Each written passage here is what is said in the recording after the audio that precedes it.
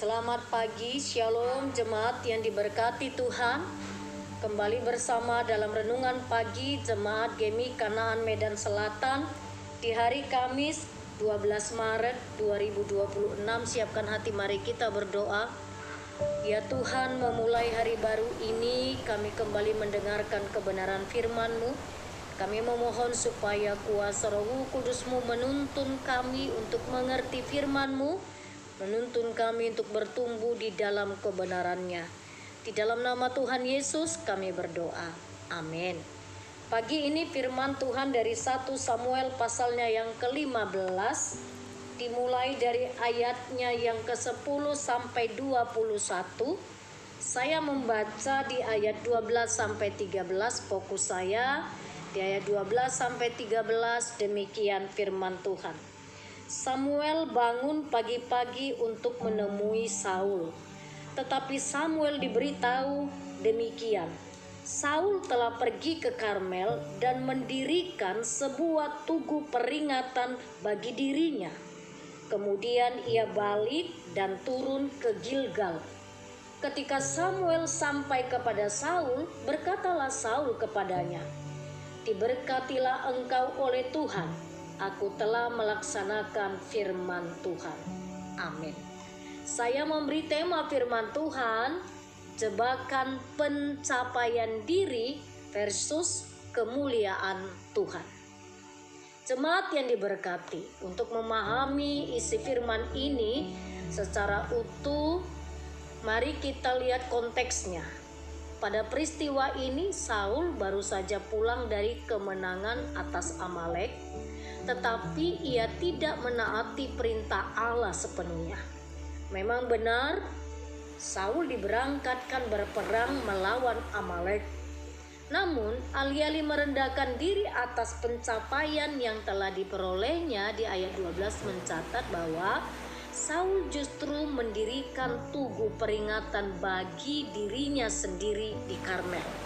Mendirikan tugu peringatan atas pencapaiannya bagi dirinya sendiri di Karmel. Kalau kita perhatikan yang pertama, kita melihat bagaimana sesungguhnya Saul sedang masuk di dalam sebuah jebakan.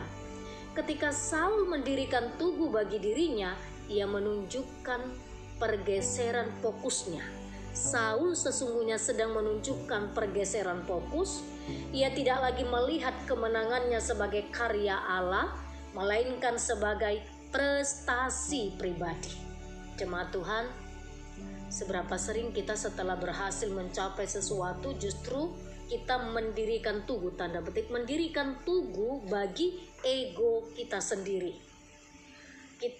Apakah kita cenderung mencari pengakuan manusia atau pujian atas apa yang sebenarnya? Jemaat Tuhan, kecenderungan banyak orang ketika dia berhasil, dia langsung mendirikan tugu bagi ego sendiri sebagai tanda keberhasilannya, sebagai tanda pujian atas apa yang pencapaiannya, sampai-sampai melupakan anugerah Tuhan. Lalu di ayat yang ke-13 kita melihat bagaimana kepura-puraan Saul di hadapan Tuhan. Saul menyambut Samuel dengan berkata-kata manis, "Diberkatilah kiranya engkau oleh Tuhan. Aku telah melaksanakan perintah Tuhan." Ini adalah puncak dari kemunafikan Saul. Ia merasa bisa menutupi ketidaktaatannya dengan basa-basi religiusnya kepada Samuel sebagai seorang nabi. Ia berpikir bahwa dengan menyapa nabi Tuhan secara sopan, ia bisa mengaburkan fakta bahwa ia telah gagal untuk memuliakan Tuhan. Jemaat terkasih, lewat firman Tuhan ini, sebenarnya Saul haus dengan pencitraan spiritualnya. Dia giat beribadah, dia giat melakukan seolah-olah melakukan perintah Tuhan dengan 90%. Tapi Tuhan mau sesungguhnya kita melakukan dengan taat dan sempurna. Dalam konteks ini, lagi-lagi Saul terjebak dengan pencitraan spiritual.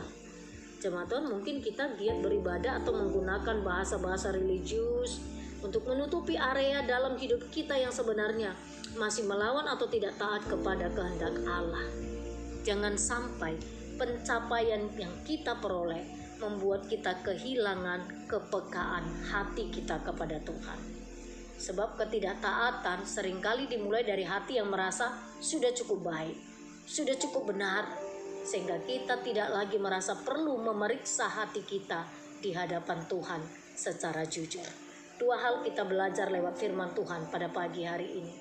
Mari, ketaatan yang pertama, ketaatan yang sejati bukanlah melakukan sebagian atau melakukan apa yang menurut kita baik, tetapi melakukan apa yang Tuhan perintahkan. Bahkan ketika hal itu tidak populer atau tidak menguntungkan diri kita sendiri untuk kita lakukan. Tapi jika itu perintah Tuhan, mari lakukan. Yang kedua, kita belajar bagaimana karakter seseorang diuji saat ia menang, saat dia berhasil. Keberhasilan Saul di dalam peperangan membuatnya menjadi jauh dari Tuhan. Jangan sampai berkat yang kita terima dari Tuhan, keberhasilan dan prestasi yang kita peroleh, keberhasilan dan prestasi anak, cucu, atau siapapun kita, membuat kita jauh dari Tuhan. Jangan sampai itu terjadi. Sesungguhnya jika hal itu terjadi, kita sedang terjebak kepada pencapaian diri. Jemaat terkasih, mari dengan rendahkan hati. Semua karena anugerahnya saja. Amin, kita berdoa. Terpujilah Engkau Allah yang telah memberkati kehidupan kami. Terima kasih untuk firman-Mu yang sudah kami dengarkan. Berilah kami kekuatan agar setiap apapun yang kami peroleh, bahkan pencapaian yang sudah kami terima sampai di titik ini, kami mau dengan jujur dan rendah hati mengatakan semua karena anugerah Tuhan. Biarlah apa yang kami peroleh untuk hormat dan kemuliaan bagi nama Tuhan, bukan untuk menjauhkan kami dari Engkau. Pagi ini segala aktivitas kami serahkan kepadamu. Tuhan yang memberkati setiap yang kami pikirkan dan kerjakan. Tuhan yang berkenan bagimu, Engkau membuatnya berhasil. Berkati seluruh anak-anak kami, bahkan cucu-cucu dari seluruh jemaat-Mu dimanapun berada, biarlah tetap ada di dalam pemeliharaan Tuhan, khususnya di sepanjang satu hari ini. Bapa terkasih, kami terus membawa kepadamu jemaat-Mu yang mengalami kelemahan tubuh. Kami terus menyerahkan untuk Inang Opung Kevin Boru Tauru, untuk Amang Markus Yahaan, untuk Inang Hinsa Tambunan, untuk Inang Elis Yohombing, untuk Amang Arifin Nababan beserta dengan Inang. Tuhan memberkati bahkan jemaat-Mu yang lain, siapapun mereka, dimanapun mereka. Berkati dalam setiap proses pengobatan mereka. Engkaulah yang memberkati dan memberikan kesembuhan di dalam nama Tuhan Yesus. Terima kasih Bapa, di dalam nama-Mu kami berdoa dan mengucap syukur. Amin.